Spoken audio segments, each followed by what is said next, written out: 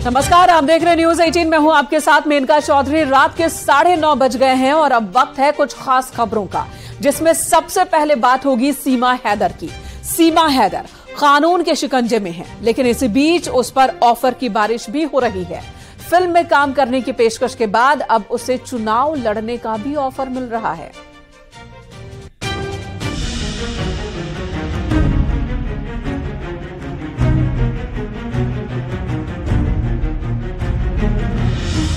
पाकिस्तान से आई सीमा हैदर पर जांच का पहरा है। जांच एजेंसियां उससे लगातार पूछताछ कर रही हैं, क्योंकि अब तक सीमा को जांच एजेंसियों की क्लीन चिट नहीं मिली है। जब से सीमा और सचिन के घर में आर्थिक तंगी की बात सामने आई है, तभी से सीमा को नए नए ऑफर आ रहे हैं। पहले फिल्म प्रोड्यूसर अमित जानी ने सीमा हैदर को फिल्म में काम करने की पेशकश की, तो वहीं अब सीमा को राजनीति में आने का भी ऑफर मिल रहा है। इस बीच केंद्रीय मंत्री रामदास अठावले की रिपब्लिकन पार्टी ऑफ इंडिया ने उन्हें चुनाव लड़ने का ऑफर दे दिया है। पार्टी के प्रवक्ता ने मीडिया के सामने आकर ये जानकारी दी। सीमा हैदर राजनीति में आएंगी या नहीं, ये तो बहुत दूर की बात है, क्योंकि अभी तक वो जांच एजेंसियों के रडार पर हैं। सीमा के बारे में इस तरह की खबरें आती रही हैं। कोई उन्हें पाकिस्तानी एजेंट बताता है, तो कोई उन्हें प्रेम दीवानी कहता है। हालांकि अभी तक पूछताछ में सीमा के बारे में कोई ठोस सबूत नहीं मिले हैं, लेकिन उन्हें जांच पड़ताल से छूट नहीं मिली है। रिपब्लिकन पार्टी ऑफ इंडिया की तरफ से बताया गया कि सीमा हैदर को जांच एजेंसियों से क्लीन चिट मिलने और भारत की नागरिकता मिलने के बाद उन्हें पार्टी में शामिल कराया जा सकता है। हालांकि खुफिया एजेंसियों को शक है कि पाकिस्तान से आई सीमा हैदर ISI की जासूस है। इतना ही नहीं, पार्टी की तरफ से ये भी कहा गया है कि अगर सीमा हैदर निर्दोष पाई जाती है और अगर उसके जासूस होने का कोई सबूत नहीं मिलता है, तो ऐसी हालत में उनको Republican party of India Uttar Pradesh महिला विंग का अध्यक्ष बनाया जा सकता है। साथ ही पार्टी के चुनाव चिन्ह पर चुनाव भी लड़ाया जा सकता है। पार्टी प्रवक्ता के किशोर मासूम के मुताबिक सीमा हैदर बहुत ही अच्छी वक्ता हैं और उनको राजनीति में आकर अपनी किस्मत आजमानी चाहिए। सीमा और उसका प्रेमी सचिन अपने ग्रेटर नोएडा वाले घर पर भी नहीं है, क्योंकि वहां लोगों का जमावड़ा लग जाता है। इस बीच उनके घर में आर्थिक संकट की खबर आई। पुलिस की जांच की वजह से सीमा हैदर और सचिन के सामने खाने पीने का संकट खड़ा हो गया है। सचिन के घर वालों का आरोप है कि पुलिस ने उनके घर से बाहर निकलने तक पर रोक लगा दी है।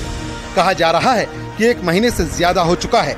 सचिन का परिवार काम पर नहीं जा पा रहा है, जिससे परिवार के सदस्यों का भरण पोषण मुश्किल हो गया है। सोशल मीडिया पर भी सचिन और सीमा के खूब चर्चे हैं। अब आर्थिक तंगी की खबर आने के बाद सीमा को फिल्म के बाद चुनाव लड़ने का भी ऑफर मिला है। हालांकि रिपब्लिकन पार्टी ऑफ इंडिया की पेशकश के अभी कोई मायने नहीं है, क्योंकि सीमा जांच प्रक्रिया से जुड़ी है। इसी बीच सीमा हैदर और सचिन को गुजरात के एक उद्योगपति की तरफ से भी नौकरी का ऑफर मिला है। सीमा और सचिन को 50-50 हजार रुपए महीने की सैलरी की पेशकश की बात की जा रही है। Bureau report, news 18।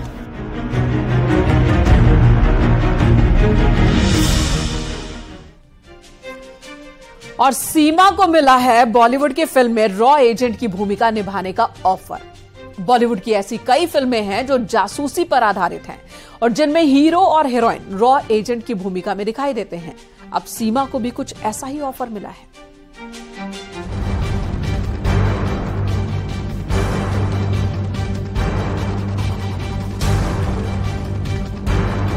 पाकिस्तान से भारत आई सीमा हैदर अब बॉलीवुड की फिल्म में एक रॉ एजेंट के किरदार में नजर आ सकती हैं।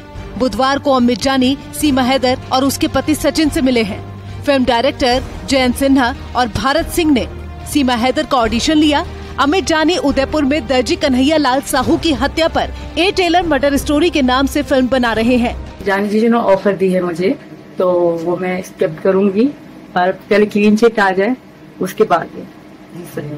हमारी फिल्म के जो डायरेक्टर हैं जयंत सिन्हा और भारत सिंह, वो टीम में शामिल थे। उन्होंने सीमा का ऑडिशन भी लिया और हम लोगों ने ये पाया कि सीमा के अंदर एक्टिंग का स्किल है। हमने सीमा को बताया, पूरी बात बताई और हमने कहा कि आपको हमारी फिल्म में ये रोल करना है। टीम के सदस्यों ने सीमा हैदर का टेस्ट लेने के बाद फिल्म में रॉ एजेंट के किरदार के लिए चुना है। दरअसल एक्शन फिल्मों में रॉ एजेंट के किरदार बॉक्स ऑफिस पर जबरदस्त धमाल मचा चुके हैं। राजी साल 2018 में मेघना गुलजार की फिल्म राजी रिलीज हुई थी। इस फिल्म को दर्शकों ने बहुत सराहा था। एक महिला रॉ एजेंट की कहानी पर आधारित राजी फिल्म में आलिया भट्ट मुख्य भूमिका में थी। एजेंट विनोद सैफ अली खान की फिल्म एजेंट विनोद साल 2012 में रिलीज हुई थी। इस फिल्म के निर्देशक श्री राम राघवन थे। ये एक सीक्रेट मिशन पर आधारित फिल्म थी जो अपने साथियों के साथ मिलकर एक आतंकी घटना को रोकते हैं। एक था टाइगर रॉ पर बनी सबसे बड़ी हिट फिल्मों में पहले नंबर पर है। साल 2017 में आई इस फिल्म के निर्माता अली अब्बास जफर थे। इस फिल्म ने बॉक्स ऑफिस पर 565 करोड़ रुपए की कमाई की थी। इस फिल्म के निर्माता आदित्य चोपड़ा थे। कैटरीना और सलमान की जोड़ी सीक्रेट एजेंट के रूप में बड़े पर्दे पर दर्शकों को बहुत पसंद आई थी। टाइगर जिंदा है। टाइगर जिंदा है दरअसल सलमान खान की 2012 में आई फिल्म एक था टाइगर का सीक्वल थी। इस फिल्म ने भी बॉक्स ऑफिस पर जमकर कमाई की थी।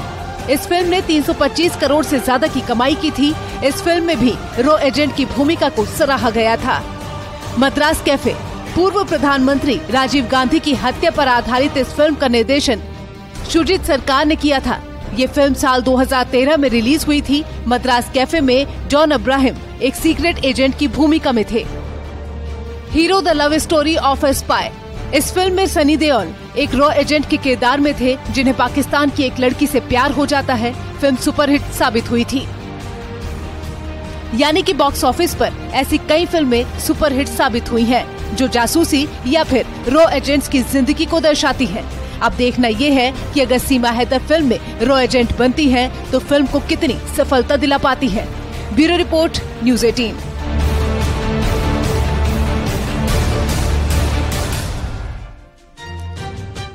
फिलहाल सीमा हैदर जांच के घेरे में है। वो अवैध तरीके से पाकिस्तान से भारत आई।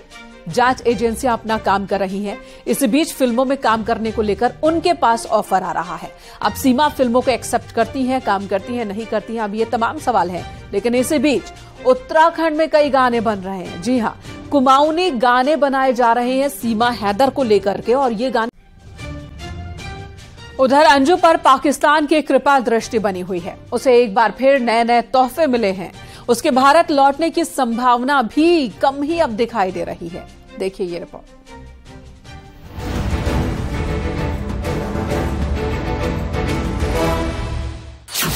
पाकिस्तान गई अंजू क्या अब कभी भारत वापस नहीं लौटेगी?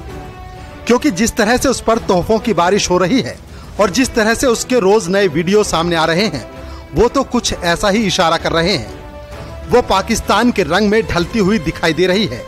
उसके लिबास भी यही बताते हैं। वो बुर्के में भी नजर आती है। अब अंजू की कहानी का एक और पन्ना खुलकर सामने आया है। एक तस्वीर सामने आई है। उस तस्वीर में अंजू और नसरुल्लाह को कुछ चेक और गिफ्ट दिए जा रहे हैं। बताया जा रहा है कि इस्लामाबाद के बिजनेसमैन रजा मोहम्मद ताबिश ने दोनों को गिफ्ट दिया। पाकिस्तान के मीडिया के दावे के मुताबिक अंजू ने पाकिस्तान में नसरुल्लाह से 25 जुलाई को शादी कर ली। अंजू ने शादी से पहले इस्लाम धर्म कबूल किया और अपना नाम फातिमा रख लिया। इस बीच अंजू का वीजा 20 अगस्त को खत्म हो रहा है और माना जा रहा था कि अंजू पाकिस्तान से वापस आ जाएंगी। लेकिन उनकी वापसी पर शक बढ़ता जा रहा है क्योंकि अंजू को पाकिस्तान में जमीन और फ्लैट गिफ्ट में दिए जा रहे हैं। अंजू को लेकर यह भी संदेह जताया जा रहा है कि वो ISI की साजिश का शिकार हो सकती है। अंजू अपनी निकाह वाली बात से इनकार करती आई है, लेकिन पाकिस्तानी मीडिया ने उसके निकाह पर मुहर लगा दी है। ये भी शक जताया जा रहा था कि अंजू पर पाकिस्तान में भारी दबाव बनाया गया और जिस तरह से उसकी सुरक्षा में जवानों को लगाया गया है वो कहीं न कहीं शक पैदा करता है। इतना तो तय है कि अंजू पर गिफ्ट की बरसात करके पाकिस्तान झूठी मिसाल देने की कोशिश कर रहा है। एक तरफ पाकिस्तान कंगाल हो रहा है और दूसरी तरफ भारत की लड़की अंजू पर इतनी मेहरबानियां की जा रही हैं। पाकिस्तान का अंजू को लेकर ये रवैया कई शंका जाहिर करता है। सवाल ये भी है कि अंजू कहीं ये सब किसी मजबूरी में तो नहीं कर रही। अभी कई सवाल हैं जिनकी सच्चाई सामने आना बाकी है। अंजू के मुताबिक वो पाकिस्तान जाने और वहां पर अपने दोस्त नसरुल्लाह खान से मिलने के लिए बीते 2 साल से प्लान कर रही थी। अंजू के झूठ बोलकर पाकिस्तान जाने पर भारत में उसके घर वाले बेहद नाराज हैं। अंजू के पिता और उसके पति से उसकी बहस भी हो चुकी है। अरविंद ये भी दावा कर रहे हैं कि उनकी बड़ी बेटी ने अपनी मां अंजू को अपनाने से इनकार कर दिया है। फिलहाल तो अंजू पर पाकिस्तान पूरी तरह से मेहरबान दिख रहा है। अभी पिछले दिनों अंजू को पाकिस्तान के जाने माने बिजनेसमैन ने 10 मंजिला अपार्टमेंट में एक 40 लाख रुपए की कीमत का फ्लैट भी गिफ्ट किया है। अभी अंजू की कहानी में कई ट्विस्ट आने बाकी हैं। अंजू के साथ आगे क्या होगा कोई कह नहीं सकता, लेकिन अंजू की भारत वापसी मुश्किल दिखाई दे रही है। Bureau report, news 18।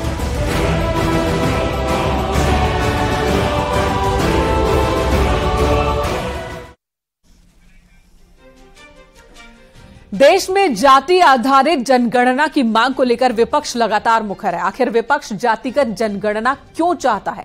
विपक्ष की सियासत का संपूर्ण विश्लेषण किया हमारे मैनेजिंग एडिटर अमीश देवगन ने। मॉडर्न एज की डिवाइड एंड रूल पॉलिसी की व्यूअर्स